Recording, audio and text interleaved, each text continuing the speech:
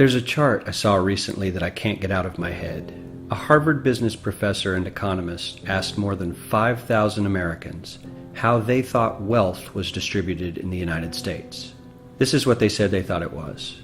Dividing the country into 5 rough groups of the top, bottom, and middle 3 20% groups, they asked people how they thought the wealth in this country was divided. Then he asked them what they thought was the ideal distribution. And 92%, that's at least 9 out of 10 of them, said it should be more like this. In other words, more equitable than they think it is. Now that fact is telling, admittedly, the notion that most Americans know that the system is already skewed unfairly. But what's most interesting to me is the reality compared to our perception. The ideal is as far removed from our perception of reality as the actual distribution is from what we think exists in this country. So ignore the ideal for a moment. Here's what we think it is again. And here is the actual distribution. Shockingly skewed.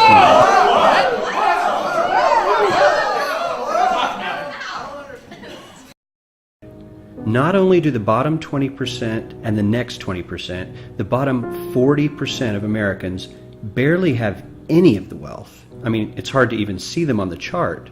But the top 1% has more of the country's wealth than 9 out of 10 Americans believe the entire top 20% should have. Mind-blowing.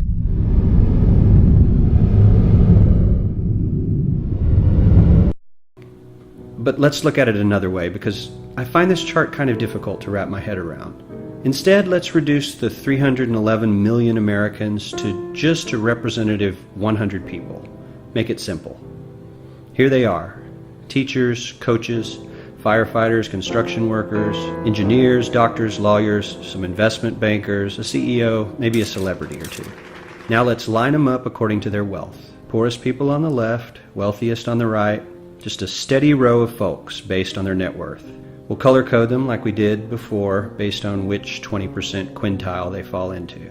Now let's reduce the total wealth of the United States, which was roughly $54 trillion in 2009, to this symbolic pile of cash.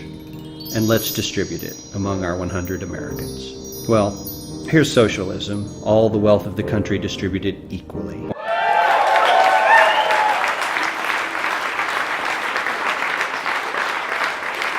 We all know that won't work. We need to encourage people to work and work hard to achieve that good old American dream and keep our country moving forward. So, here's that ideal we asked everyone about. Something like this curve. This isn't too bad. We've got some incentive, as the wealthiest folks are now about 10 to 20 times better off than the poorest Americans. But hey, even the poor folks aren't actually poor, since the poverty line has stayed almost entirely off the chart. We have a super healthy middle class with a smooth transition into wealth. And yes, Republicans and Democrats alike chose this curve. 9 out of 10 people, 92%, said this was a nice, ideal distribution of America's wealth. But let's move on. This is what people think America's wealth distribution actually looks like. Not as equitable, clearly, but for me, even this still looks pretty great.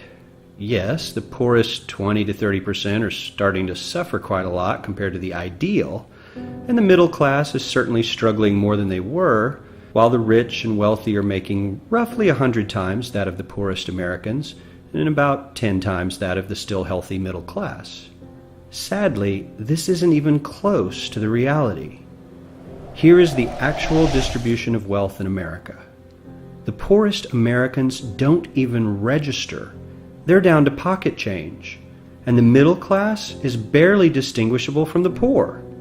In fact, even the rich between the top 10 and 20 percentile are worse off. Only the top 10% are better off. And how much better off?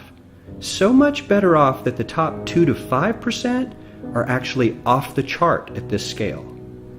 And the top 1%, this guy, well, his stack of money stretches 10 times higher than we can show. Here's his stack of cash, re-stacked, all by itself. This is the top 1% we've been hearing so much about. So much green in his pockets that I have to give him a whole new column of his own, because he won't fit on my chart. 1% of America has 40% of all the nation's wealth. The bottom 80%, 8 out of every 10 people, or 80 out of these 100, only has 7% between them. And this has only gotten worse in the last 20 to 30 years. While the richest 1% take home almost a quarter of the national income today, in 1976 they took home only 9%, meaning their share of income has nearly tripled in the last 30 years. The top 1% own half the country's stocks, bonds, and mutual funds. The bottom 50% of Americans own only 0.5% of these investments, which means they aren't investing. They're just scraping by. I'm sure many of these wealthy people have worked very hard for their money, but do you really believe that the CEO is working 380 times harder than his average employee? Not his lowest paid employee, not the janitor, but the average earner in his company. The average worker needs to work more than a month to earn what the CEO makes in 1 hour. We certainly don't have to go all the way to socialism to find something that is fair for hardworking Americans. We don't even have to achieve what most of us consider might be ideal.